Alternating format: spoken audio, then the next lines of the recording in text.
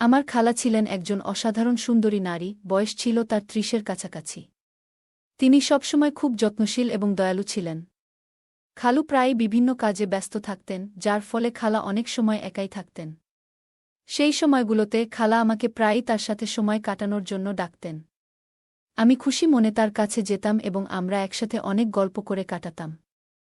একদিন খালা আমাকে বাড়িতে আসার জন্য বললেন, আর আমি খুশি মনে তার আমন্ত্রণ গ্রহণ করে সেখানে গেলাম। আমি যখন খালার বাড়িতে পৌঁছালাম, তখন খালা বাথরুম থেকে বেরিয়ে আসছিলেন। তার গায়ে সাদা রঙের পোশাক ছিল এবং তা কিছুটা ভেজা ছিল। তাকে ওই অবস্থায় দেখে আমি একটু অবাক হয়ে গিয়েছিলাম। সত্যি বলতে খালা খুবই আকর্ষণীয় ছিলেন, তাকে দেখে মনে হতো না যে তিনি একজন বিবাহিত নারী। একদিন তিনি হেসে বললেন, চলো, আজ থেকে আমরা আরও ভালো বন্ধু হই। অনেক দিন পর এমন আড্ডা দিয়ে এত মজা করলাম আর এত হাসলাম। আমি হেসে উত্তর দিলাম, তাহলে কি আগে আমি আপনার বন্ধু ছিলাম না? খালা হেসে বললেন, বন্ধু ছিলে, কিন্তু এতটা ঘনিষ্ঠভাবে না। আমি মজা করে বললাম, খালা, গাল লাল করো না, আমি কিন্তু পালাচ্ছি। এ কথা বলেই আমি হাসতে হাসতে দৌড় দিলাম, আর খালাও মজা করে আমার পেছনে দৌড়ালেন। তিনি হাসতে হাসতে বললেন, একটু দাঁড়াও, দেখি ধরতে পারি কিনা। কিছুক্ষণ পর খালা হেসে থেমে গেলেন। পরে চেয়ারে বসে নিয়ে বললেন, এখন একটু বিশ্রাম নেই। খালা ক্লান্ত দেখাচ্ছিলেন। আমি তার পাশে গিয়ে মজা করে বললাম, খালা, এত তাড়াতাড়ি ক্লান্ত হয়ে গেলেন নাকি? আমার কথা শুনে খালা আমাকে তার ঘরে নিয়ে গেলেন। বন্ধুরা, রেডি হয়ে যাও, আজকের গল্পটি অনেক স্পেশাল। আর দয়া করে গল্পগুলো ভালো লাগলে ভিডিওটি লাইক, শেয়ার এবং চ্যানেলটি সাবস্ক্রাইবই করো প্লিজ। আমার খালা দেখতে ছিল অসাধারণ সুন্দরী। বাইরে বের হলে সবাই তার দিকে চেয়ে থাকত। আমি যখন ছোট ছিলাম তখন থেকেই তিনি খালুর সাথে শহরে থাকতেন। তাই তাদের সাথে তেমন বেশি যোগাযোগ বা দেখা করা হতো না। সে সময় আমি খালুর বাড়িতে থাকার সিদ্ধান্ত নিয়েছিলাম, কারণ আমার মা-বাবা বিদেশে ভ্রমণে যাচ্ছিলেন। আমার খালু যখন বাবার সঙ্গে দেখা করতে এসেছিলেন, তখন তিনি বলেছিলেন যে আমাকে তার বাড়িতে রেখে যেতে। বাবা প্রথমে রাজি হচ্ছিলেন না। বাবা প্রথমে না করতে চেয়েছিলেন, কারণ তিনি জানতেন যে আমি এখন বড় হয়েছি এবং নিজের যত্ন নিতে পারি। তবে খালুর অনেক বোঝানোর পর বাবা রাজি হয়ে গেলেন, আর এতে আমি খুব খুশি হলাম, কারণ আমারও ইচ্ছা ছিল খালুর বাড়িতে যাওয়ার। খালা প্রিয়ার বিয়ে হয়েছিল আমার খালুর সাথে প্রায় কয়েক বছর আগে।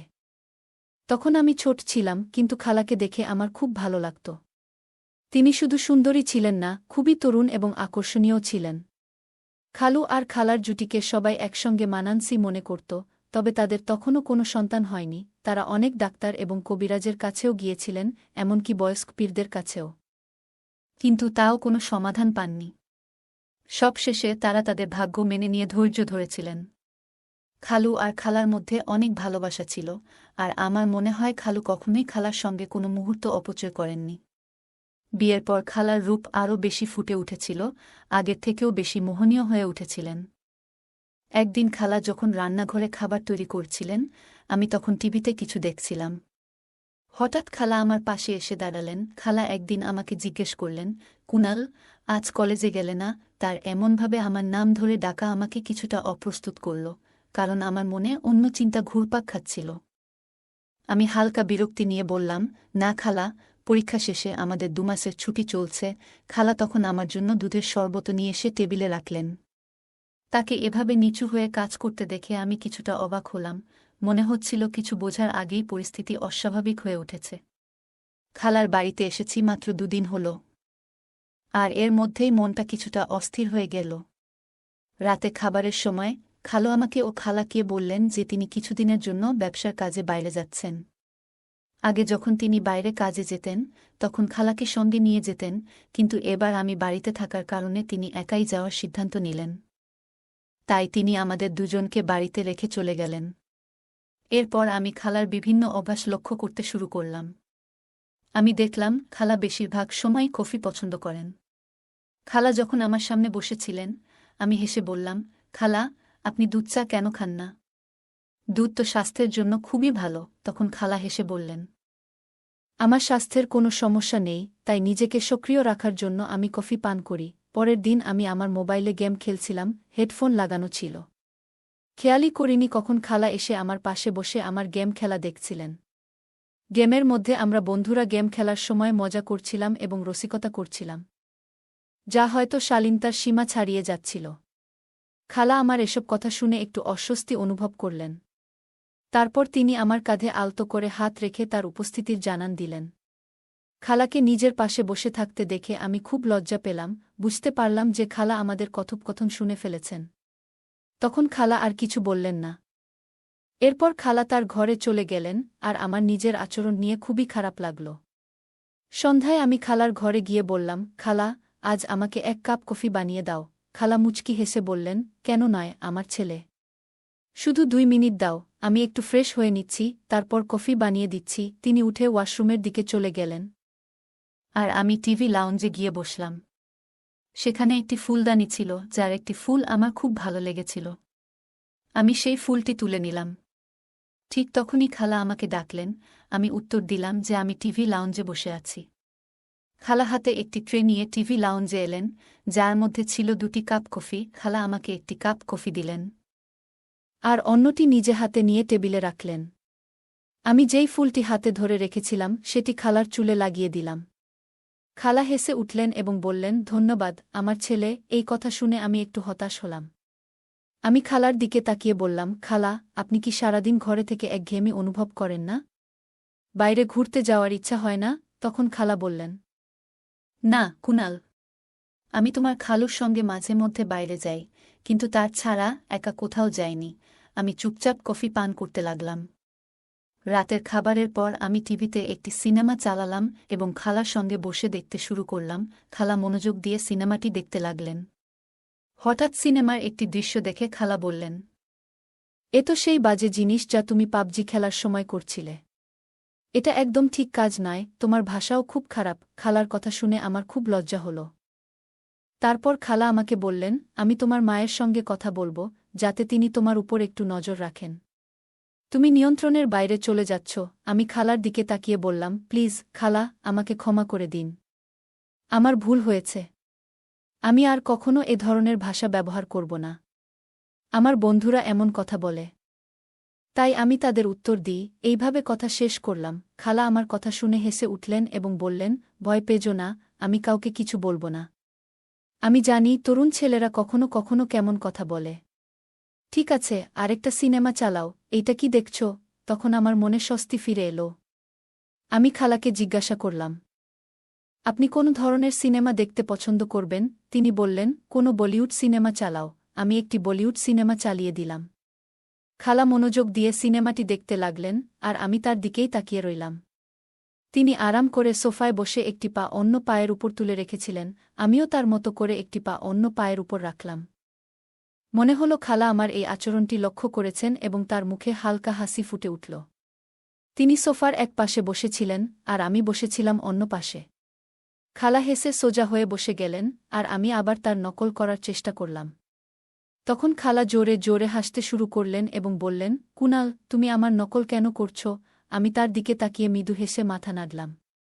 তখন তিনি মজা করে বললেন, কেন আমাকে বিরক্ত করার চেষ্টা করছ?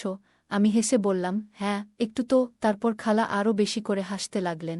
আমি মজা করে বললাম, অনেকদিন হলো কেউ আমাকে বকাঝকা করেনি বা কোনো শাসন পায়নি। আপনি এতটা একঘেয়েমি নিয়ে সারা দিন কাটিয়ে দিচ্ছেন। খালা আমার কথা শুনে কিছুটা অবাক হলেন এবং বললেন, কুনাল, আমি কি সত্যিই একঘেয়ে? আমি হেসে বললাম, জানি না, আমার কি হবে একা একা থেকে। খালা মৃদু হেসে বললেন, তোমার যদি ভালো সঙ্গী দরকার হয়, আমি ব্যবস্থা করতে পারি। তিনি আমাকে খুব সরল আর মজাদার মনে করছিলেন, যা আমার জন্য ভালোই ছিল। এই ধরনের কথাবার্তা চালাতে চালাতে খালা আমার সঙ্গে আরও বেশি স্বাভাবিক হয়ে গেলেন। রাত যখন প্রায় 12টা বাজে, তখন খালুর ফোন আসলো, আর তিনি উঠে নিজের ঘরে চলে গেলেন। আমি কিছুক্ষণ অপেক্ষা করলাম। আমি সিনেমা দেখা শেষ করে এলইডি বন্ধ করে আমার ঘরের দিকে যাচ্ছিলাম। ঠিক তখনই খালার ঘর থেকে তার মৃদু আওয়াজ শুনতে পেলাম। তিনি বলছিলেন, তোমাকে খুব মিস করছি, জানো না কিভাবে এই দিনগুলো কাটাচ্ছি। অন্যদিকে খালু কি বলছিলেন তা আমি শুনতে পাইনি, কিন্তু খালার কথা শুনে আমি কিছুটা অবাক হলাম। খালা খালুকে আরও অনেক কথা বলছিল আর তাকে তাড়াতাড়ি বাসায় আসতে বলছিল। খালা অনেকক্ষণ রাতে খালুর সাথে কথা বলেছিল।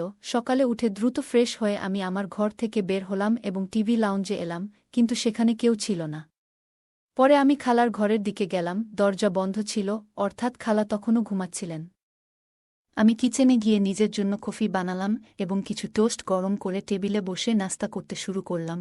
আমি নাস্তা করছিলাম, ঠিক তখনই খালার ঘরের দরজা খুলল এবং তিনি বাইরে এলেন।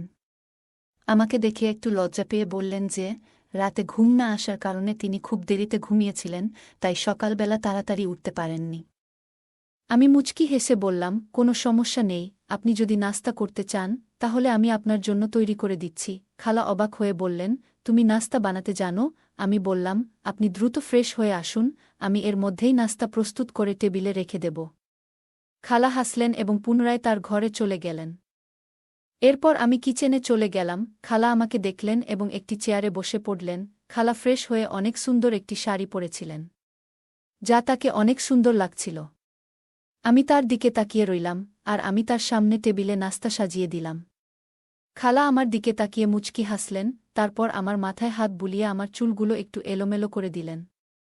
তিনি হেসে বললেন, তুমি তো বেশ বুদ্ধিমান। আমি ভেবেছিলাম তুমি আজকালকার ছেলেদের মতোই হবে, কিন্তু তুমি তো অনেক পরিশ্রমী। আমি খালার হাত ধরতে গেলে তিনি মুচকি হেসে আমার গালে হালকা করে একটা চাপ দিলেন এবং বললেন, তোমার চুল এলোমেলো হলেও তুমি আরও সুন্দর লাগছ। এরপর খালা নাস্তা করলেন এবং বললেন, কুনাল, তোমার অনেক ধন্যবাদ, আজ তুমি আমার দিনটা আনন্দময় করেছ। তিনি মজা করে বললেন, চলো আজ থেকে আমরা আরও ভালো বন্ধু হয়ে যাই। অনেকদিন পর এত মজা করে আড্ডা দিলাম আর এত হেসেছি। আমি হেসে বললাম, তাহলে কি আগে আমি আপনার বন্ধু ছিলাম না? খালা হাসতে হাসতে বললেন, বন্ধু ছিলে ঠিকই, কিন্তু এতটা ঘনিষ্ঠ ছিলে না। আমি মজা করে বললাম, খালা, আমার গাল লাল করো না। আমি পালাচ্ছি। এ কথা বলে আমি হেসে দৌড়ে গেলাম, আর খালাও হাসতে হাসতে আমার পেছনে ছুটলেন। তিনি মজা করে বললেন, একটু দাঁড়াও, দেখি তো ধরতে পারি কিনা। কিছুক্ষণ পর খালা হেসে থেমে গেলেন, আরাম করে বড় চেয়ারে বসে শ্বাস নিয়ে বললেন, এখন একটু বিশ্রাম নিই। খালা বেশ ক্লান্ত লাগছিলেন। আমি তার কাছে গিয়ে মজা করে বললাম, খালা, এত তাড়াতাড়ি ক্লান্ত হয়ে গেলেন? কথাটা বলতেই তিনি মুচকি হেসে আমার গালে হালকা টিপ দিলেন। আমি একটু অভিমানী ভঙ্গিতে বললাম, আপনার কাছ থেকে আর কোনো ভালোবাসা আশা করতে পারি না, আপনি তো একদম কঠিন। খালা স্নেহভরে তাকিয়ে বললেন, এমন কথা বলো না। এবং যেখানে তিনি গালে টিপেছিলেন সেখানে আলতো করে হাত বুলালেন। তারপর হঠাৎ হেসে বললেন, আমি একটু পোশাক পরিবর্তন করে আসি। কিছুক্ষণ পর তিনি বাথরুম থেকে লাল রঙের একটি পোশাক পরে বের হয়ে এলেন। তাকে দেখে আমি বিস্ময়ে স্তব্ধ হয়ে গেলাম। তিনি অসাধারণ লাগছিলেন। সোজা আমার দিকে এগিয়ে এসে বললেন, চলো আজ আমরা বাইরে ঘুরতে যাব। আমি চমকে গিয়ে বললাম, কি? আপনি তো বলেছিলেন যে আপনি খালুর সাথে ছাড়া বাইরে যান না, তবে আজ কিভাবে? তিনি মুচকি হেসে বললেন, আমাদের বন্ধুত্ব এখন অনেক গভীর হয়ে গেছে। আমি তোমার সাথে বাইরে যাচ্ছি কারণ আমার কিছু কেনাকাটা করতে হবে, আর আমরা ঘুরেও আসতে পারি। আমি বললাম, ঠিক আছে, তবে আমিও একটু পোশাক পাল্টে নিই, নিজেরটা একটু ঠিকঠাক করে নিই।